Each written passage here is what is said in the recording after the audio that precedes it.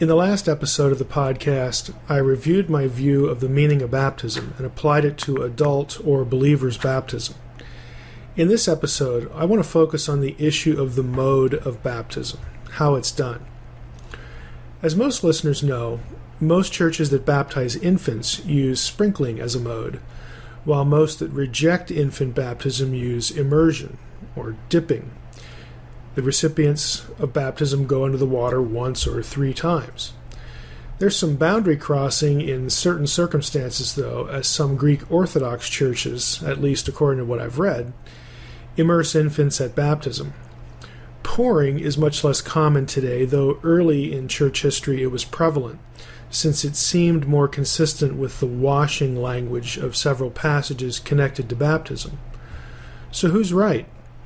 For reasons that will become clear, I really don't think it matters at all. Some scholars seek to prove that sprinkling or pouring was the New Testament apostolic practice on the basis of archaeology and other ancient texts outside the New Testament that talk about the New Testament. For example, baptistries and baptismal fonts known from the 4th or 5th centuries AD are much too small for immersing, and so it's argued that this suggests sprinkling or pouring.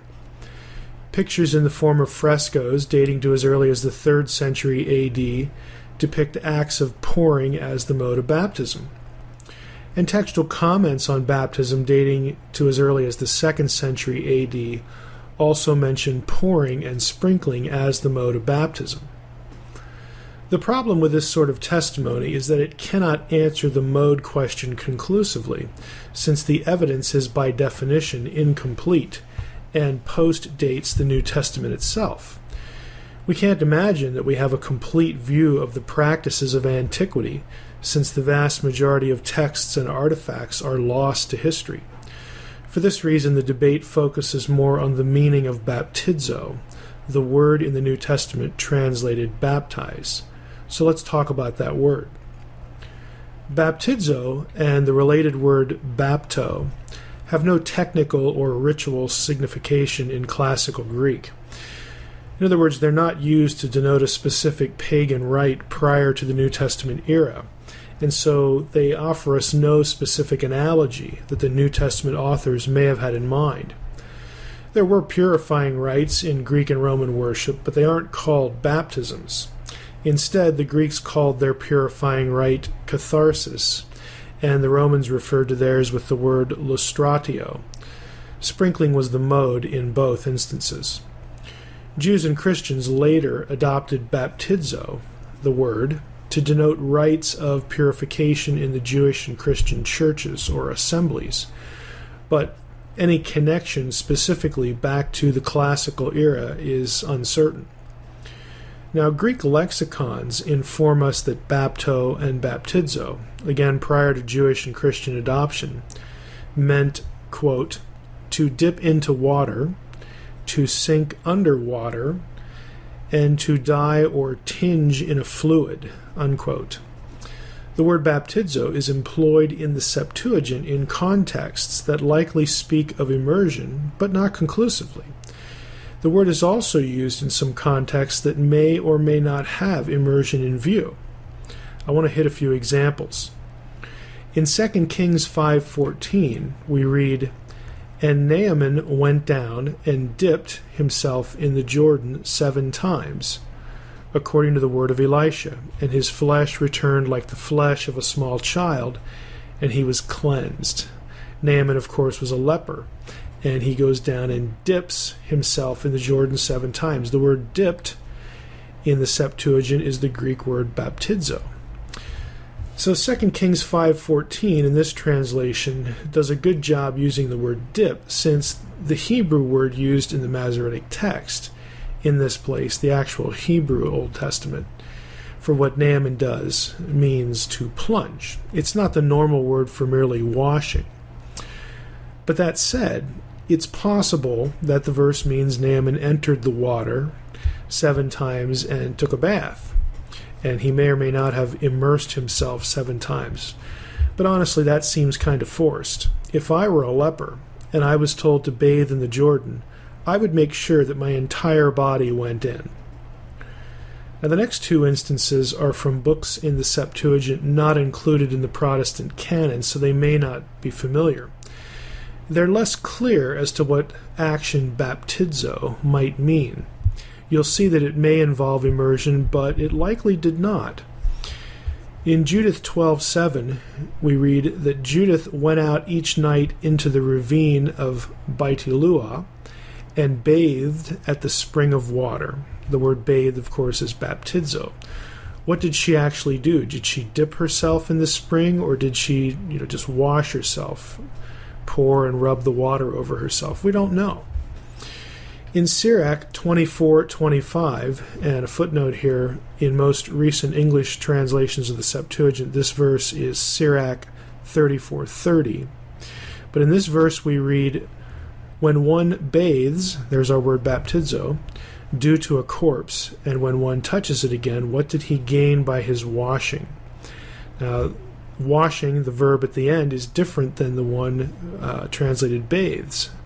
The word translated bathes is baptizo. So again, it's not clear what actions the person is actually performing. So these passages are ambiguous. It's not clear that baptizo means immersion or not, though of course it might. But on the other hand, there are other usages of the term in the Septuagint that are fairly obviously describing immersion or dipping. For example, in Joshua 3:15 we read, as soon as those bearing the ark had come as far as the Jordan, this is the priests carrying the Ark of the Covenant, and the feet of the priests bearing the ark were dipped in the brink of the water, so on and so forth. The word dip there is bapto. So the priest carrying the ark get up to the edge of the water and they dip their feet into the water. Now I would suggest that if you're dipping your foot in water, your foot is going to go underwater. It's going to break the water line. And so the idea of immersion or dipping is pretty clear here. Leviticus 11:32 says, and anything on which any of them falls when they are dead shall be unclean. This is one of these ritual purity passages. Whether it is an article of wood or a garment or a skin or a sack, any article that is used for any purpose, when it's unclean, it must be, here we go, put into water, bapto, and it shall be unclean until the evening, and then it shall be clean. Again, after it's been baptoed in water. So it would seem, again, because you want to remove the impurity from whatever the object is, that you would put it all into the water. I don't think it's quite as clear as Joshua 3:15, but it seems to require complete coverage. So we can see from these examples that the Greek of the Septuagint isn't always precisely clear as to whether baptizo means immerse. It might, but it also might not. Turning to the New Testament, there are several passages that retain this sort of ambiguity. In other words, at times the context seems to make it clear that baptizo likely describes washing, but not dipping. There's ambiguity. For example, in Luke 11:38, we are informed that a certain Pharisee, quote, noticing that Jesus did not first wash, baptizo, before the meal, was surprised. Now, it would seem pretty absurd to insist that this Pharisee expected Jesus to be fully immersed in water before he ate meals. It's far more coherent to presume that the Pharisee's irritation with Jesus derived from observing that Jesus didn't ritually wash his hands before eating. That would be an expectation in keeping with the ceremony referred to in Matthew 15:2 and Mark 7:3 and 4, and most probably involved having water poured over the hands. This practice is also alluded to in 2 Kings 3:11 and Luke 7:44. Another passage that relates to the same issue is Mark 7:4, and there we read, and when they come from the marketplace, they do not eat unless they wash themselves. Baptizo is the verb translated wash. Again, it makes little sense to see this as people immersing themselves before eating meals whenever they come home from the market. The washing of the hands is just much more logical. Now, those who argue immersion is the necessary mode rely heavily on Romans 6, verses 3 through 6. This passage describes the death, burial, and resurrection of Jesus. In verses 3 and 4 we read, quote, "Do you not know that all of us who have been baptized into Christ Jesus were baptized into his death? We were buried, therefore, with him by baptism into death, in order that, just as Christ was raised from the dead by the glory of the Father, we too might walk in newness of life." Unquote. Now, the argument is that this picture, death, burial, and being raised to new life, must inform the meaning of the word baptizo used in the passage. This imagery, so the argument goes, can only be accomplished by the act of immersing a person in the water of baptism and then pulling them out. In other words, those who insist on immersion focus on a presumed motion involved in the term baptizo. That is, they define the term by presuming that the motion involved in the verb drives the meaning. Now, Baptists, of course, are known for insisting on immersion, and the above logic makes sense if one presumes that motion is the point of the verb. But that actually isn't certain. There are some problems with the use of this passage and getting the meaning of the verb from this idea.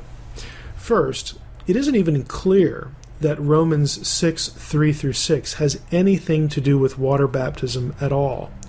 The passage never mentions water. It talks about being baptized into Jesus' death. Now, it's interesting that Catholics and Lutherans, for example, also presume that water baptism is in view in Romans 6, and so they base their respective views about the relationship of baptism and salvation on this passage. But water, again, is never mentioned. Paul could very simply be using a word found in the Septuagint, as we've seen, that speaks of washing, and then using it here as a metaphor for being cleansed from sin through the death of Christ, baptized into death, Jesus' death. You don't need water baptism to talk about these things. And as I've noted in several episodes, connecting this with salvation itself would violate the baptism-circumcision analogy.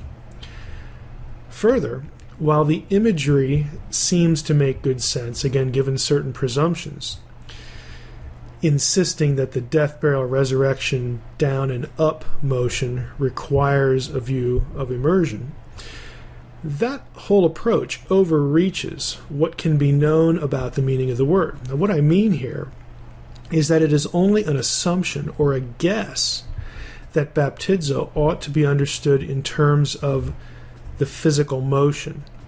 Recall that the leading lexicons put forth evidence that baptizo means, quote, to dip into water, to sink underwater, or, here we go, to dye or tinge in a fluid. Now, the first part of that definition accords well with the idea of the motion driving the meaning of the word. But what about dyeing a cloth in a fluid? Now, Baptists assume, again, that the motion of dipping the cloth into the water is what's important. But what if the key to the meaning of the term is the result of the dipping, the union of the cloth and the dye, rather than the motion? If result is the point, then any mode is permissible if the meaning of baptism is associated with a resulting union. And as I've noted in past episodes of the podcast, my view is that the union here is that of the recipient of baptism being united to the believing community. And so, by way of conclusion, the fact that both possibilities for baptizo, motion or result, are indeed in existence. They're both possible. And there's no conclusive way to know which one was the major point. And baptizo itself is ambiguous. All of these things lead me to say that the mode just doesn't matter. Baptizo in the New Testament apparently does not always mean immersion, and so we're just left with an inconclusive issue. No matter what the mode, though, the meaning of baptism that I've argued for works, being placed into a believing community that possesses and teaches the truth of the gospel and the true God. We'll continue a little bit more on the next episode of the Naked Bible Podcast with some other issues involved with baptism.